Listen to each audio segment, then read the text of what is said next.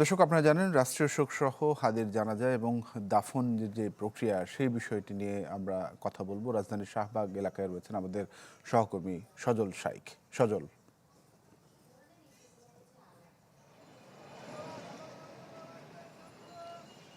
তানভীর, আজকে সকাল থেকেই কিন্তু রাজধানী ঢাকার বিভিন্ন এলাকা ঘুরেছি এবং সেখানে আসলে আমরা যে বিষয়টি লক্ষ্য করেছি যে আইন শৃঙ্খলা পরিস্থিতি স্বাভাবিক রয়েছে এবং কিছু কিছু জায়গাতে কিন্তু ডিএমপির পক্ষ থেকে কিছু নির্দেশনা দেওয়া হয়েছে যানবাহন কোন দিকে চলাচল করবে এবং পুলিশের বাড়তি নিরাপত্তাও কিন্তু আমরা লক্ষ্য করেছি।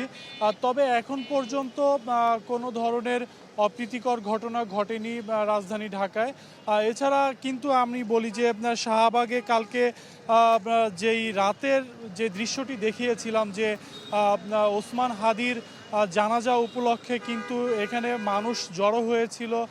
তারা দুপুরে এবং বিকেলে একটি সমাবেশ করেছে এবং সমাবেশ পরবর্তীতে কিন্তু এখানে অনেকেই কিন্তু রাত্রি যাপন করেছে। ঢাকার বিভিন্ন প্রান্ত থেকে এরা এসেছে এবং একটি অস্থায়ী মঞ্চ করা হয়েছে শাহবাগে, সেই মঞ্চেই কিন্তু তারা ছিল। তাদের সাথে কথা বলেছি, তারা যেটি বলছে যে জুলাই গণ আন্দোলনের যেই অগ্রণী সৈনিক ওসমান হাদি, তার যেই অকাল মৃত্যু এবং তার যে হত্যাকাণ্ড হয়েছে তার প্রতিবাদেই কিন্তু তারা আজকে একটি বিক্ষোভ সমাবেশ এবং বিক্ষোভ মিছিল করবে।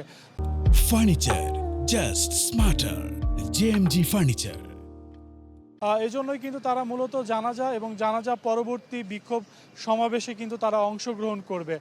এছাড়া যদি বলি যে আজকে কিন্তু রাষ্ট্রীয় শোক চলছে একদিনের এবং সেই সাথে আমি লক্ষ্য করেছি যে বিভিন্ন সরকারি এবং বেসরকারি প্রতিষ্ঠানে কিন্তু জাতীয় পতাকা অর্ধনমিত রয়েছে।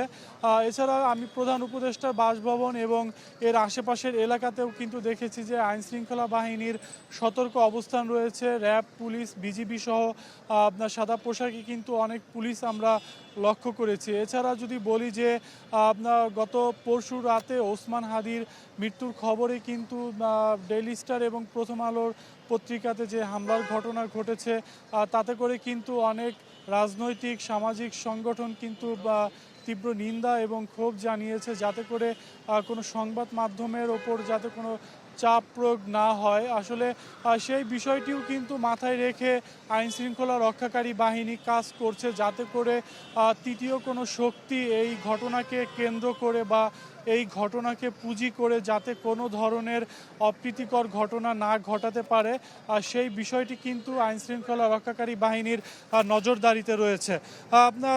তানভীর, আসলে সর্বোপরি বলা যায় যে আসলে হাদির জানাজার জন্য কিন্তু সারা বাংলাদেশের মানুষ প্রস্তুত রয়েছে। সারা দেশ থেকেই কিন্তু ঢাকামুখী মানুষ তারা মানিক মিয়া অ্যাভিনিউতে জড়ো হবে। বেলা 2টার সময় হাদির জানাজা হবে। তানভীর, এই ছিল শাহবাগ থেকে আমার কাছে সর্বশেষ। জি সজল, ধন্যবাদ আপনাকে আমাদের সঙ্গে যুক্ত হওয়ার জন্য। সজল শাইখ জানাচ্ছিলেন শাহবাগ থেকে। আপনারা জানেন আজকে রাষ্ট্রীয়ভাবে একদিনের শোক পালিত হচ্ছে এবং জানাজা এবং দাফনের বিষয় তিনি বলছিলেন আমাদের।